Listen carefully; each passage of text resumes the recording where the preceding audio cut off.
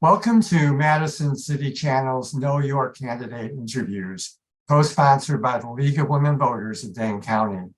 I'm your interviewer, Shel Gross, and I would like to introduce Matt Phair, running for Alder in District 20. As we begin, I'd like you to give an opening statement about the educational, vocational, and civic experience you have, which qualifies you for this office, and why you are running for Alder. Great, thank you, and thanks for having me, Shel. So my name is Matt Phair, and obviously I live in District 20 over in the Green Tree neighborhood. I currently serve on the City Council. I was appointed in June to fill out a term for the former alder who had to resign due to his family moving out of the district. And I also have experience on the council as I was elected 4 times from 2011 to 2019. As far as a little background about me, I'm a teacher, have been a public school teacher for several years, about 15 years now. Currently teaching high school social studies at Middleton High School. As I said, I live on the southwest side in the Green Tree neighborhood and have since 2008 with my wife Connie and our 3 kids, 2 of which are at Memorial High School and 1 at Toki Middle School. Serving is sort of in my blood. I have many family members who have served in various capacities.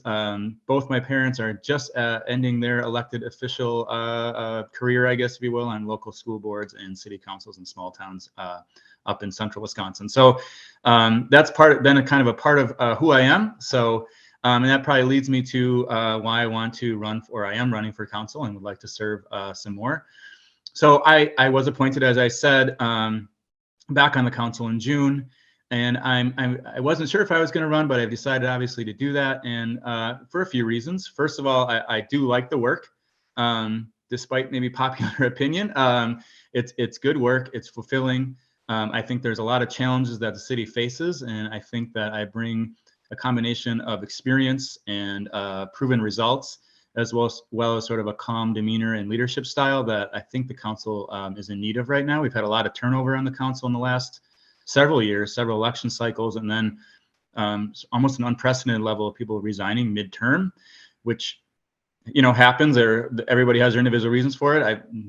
It is what it is. But I think while fresh faces and fresh ideas are good, we always need that. I think right now, somebody with a level of experience and, as I said, proven leadership with getting things done is needed. So I'm running because I think I have that combination of things. I think we have a lot of challenges in front of us. Some that are as old as the day is long, as people say, affordable housing and making sure our community is safe, making sure we're developing our transportation system continually and make it better and better.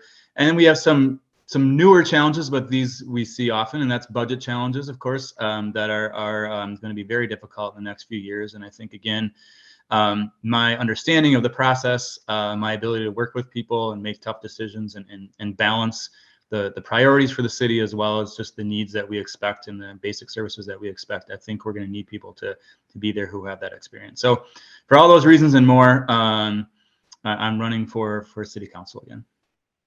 Thank you. What actions or programs would you support to enhance public safety in Madison? And in particular, what is your position on the use of body cameras by Madison police officers? Sure. I can start with the body cameras quickly. I think I do support the use of body cameras. To be very transparent, I've been kind of back and forth over time. I think I voted against them at some point. I can't remember the year at this point, but as I've thought about it more and heard from people more, and certainly listened to our police department, but I think the majority of our community members too support the idea of police-worn body cameras. So I think it's time that we move forward on that and work with our police department, give them that tool. And I think it's actually a tool for the public as well for accountability purposes. So I am in support of us moving forward in that. As far as community safety or public safety more generally, that's been an issue that's been at the top of my list and the work that I've done on the council for as long as I've been on the council. I have tried to push, and I think somewhat successfully push, the city to think about crime and safety and violence in a more holistic way. We always need to support our police department. I think we have a good police department. They are partners in our community effort to try to make our community safer. And I think they see that role as such. So that means they're only a partner. And so we need other partners and we need other work.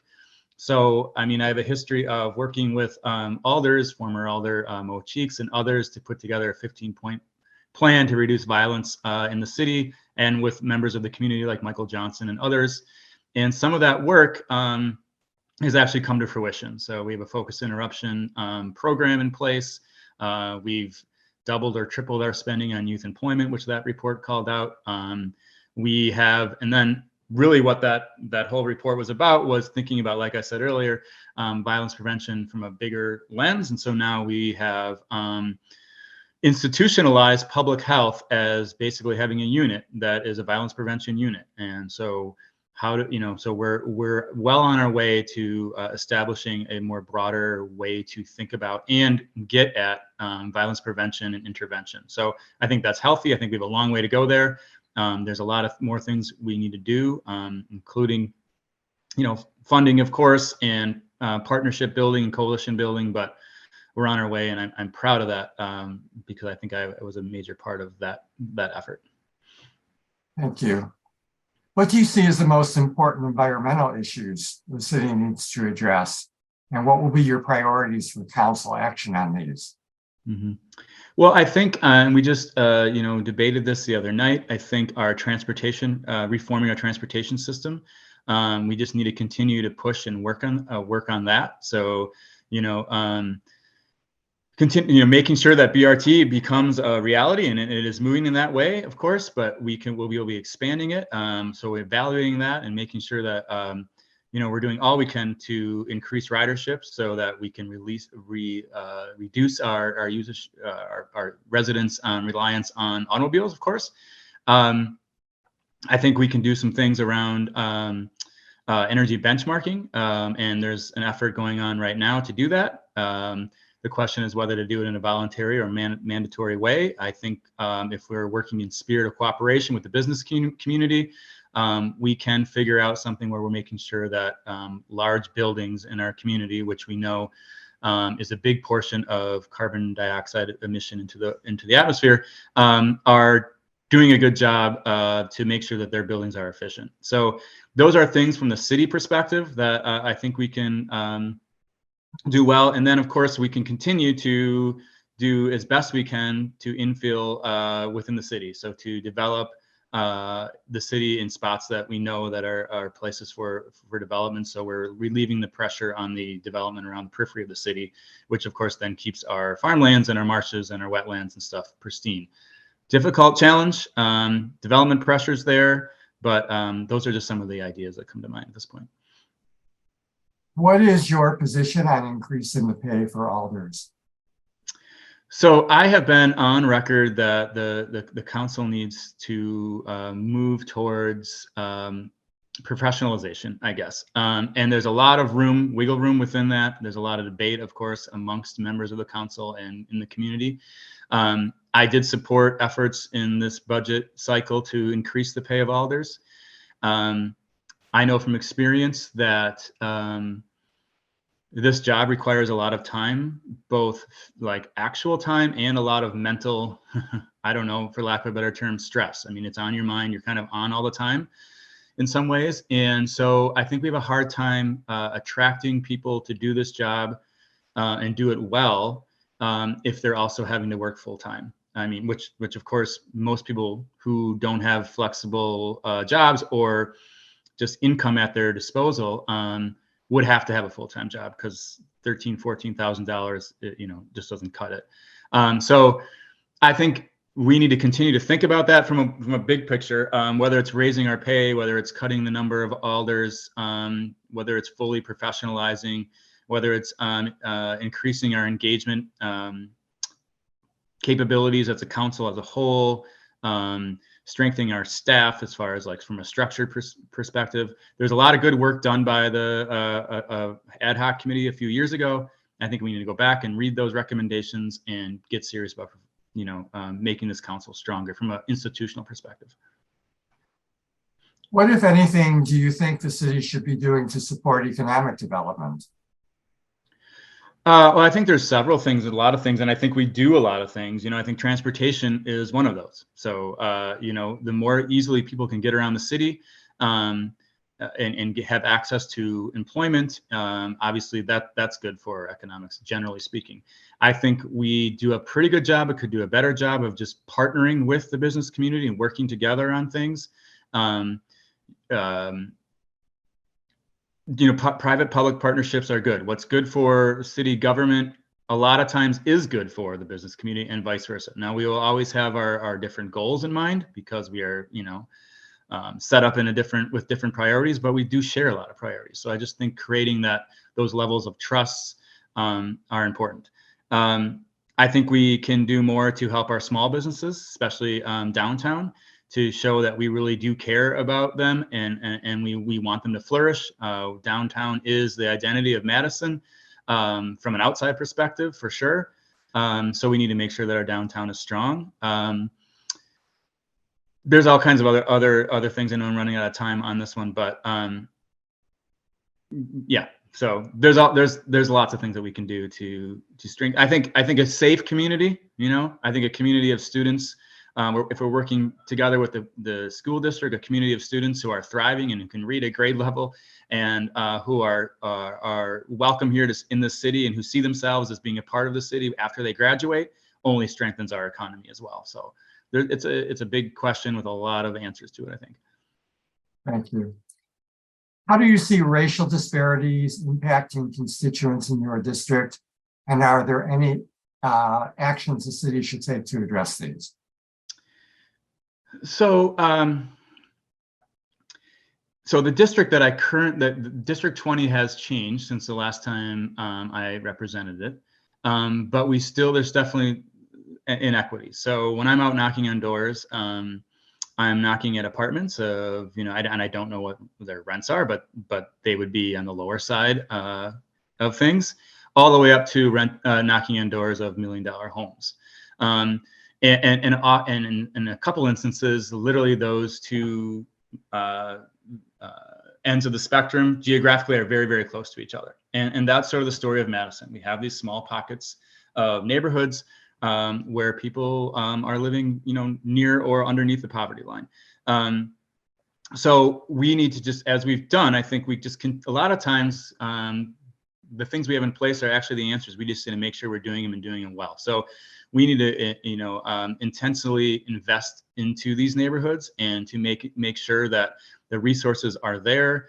And I've had a history, I guess, of doing work like this. So making sure the services are in place, whether those are good, accessible libraries, good, accessible neighborhood centers with programming that is generational, so that meets the needs of not only our young people, but also adults looking for employment and stuff like that. So it's just intentional focus on people who need services and need a little bit of a leg up, so they can take over and take control and reach the opportunities they want to reach. What are the most critical issues that you see facing the people in your district, and what would you propose to address those? Mm-hmm. So when I'm out talking to folks, I hear a few things that I think are bubbling to the surface. Safety, the sense of safety, the sense of living in neighborhoods that maybe sometimes are perceived or real that aren't as safe as they would like. So I think, again, we have a lot of things that we are working on and are in place. We just need to double down and make sure that we're focused on those sorts of things. So, people aren't going to commit crimes if life is good for them, by and large, right? There's exceptions. So if they have access to employment, if they have a school system that they feel like is meeting their needs, if they have, quality and affordable housing. So they're the answers that have been given to these questions forever, but they're just what it is. And so we just have to make sure that we are working hard and being laser focused on those quality of life issues, because that takes care of some of the crime and maybe sense of people feeling unsafe. I also hear from folks about the level of taxes, quite frankly. And so we just have to be very conscious that we have, in my district, I know I have a high population of senior citizens who are living, as they would tell me, on fixed incomes, relying on their Social Security check and whatever pension or something they might have. And so that's, taxes are a big strain. And so they are making these decisions of how long can they stay in their house and in their neighborhood. So we just have to be, we have to recognize that as we're making decisions as a city. Thank you. What would you like to say to the viewing audience as we complete this interview? Well, I guess I would just say, as I thought about running again, one of the guiding questions I have as I think about, why I serve and what our whole point of doing this work is. And for me, one of the things that keeps coming to my mind is like, what kind of city are we going to have for our students that are in school right now, for our kids that are in middle school, high school, elementary school? And I mean, for all of our kids, are they going to see a city that they feel welcome in, that they not only can live in, but that they can thrive in? So are our kids of color, do they see a city that where they can, they can be mayor, they can be council person, they can lead businesses, they can lead nonprofits? And is it an affordable city? Is it a place that they can live and, survive in? Because we have a lot of talented, changing young people who are vibrant, dynamic, and caring and inclusive. And those are our future leaders, and I want them to stay here, or at least if they choose. I mean, some people, of course, will move, and that's their choice. But if they want to stay in Madison, they feel like this is the place for them. So that's how I think about things. That's how I think about policy and like what our purpose is on the council. We have immediate needs, of course, too, that we have to deal with, but we need to always be keeping our eye on the future and an eye on those young people, because it's a cliche, but it's true. They're our future leaders, and we want them to be here. So our city continues to be one of the best cities and most equitable cities in the country. I want to thank Matt for speaking with us and the viewing audience for taking the time to know your candidates. I want to remind everyone that the primary election is on Tuesday, February 21st, and the general election is Tuesday, April 4th. As with every election, please vote. On behalf of Madison City Channel and the League of Women Voters of Dane County, thank you for joining us.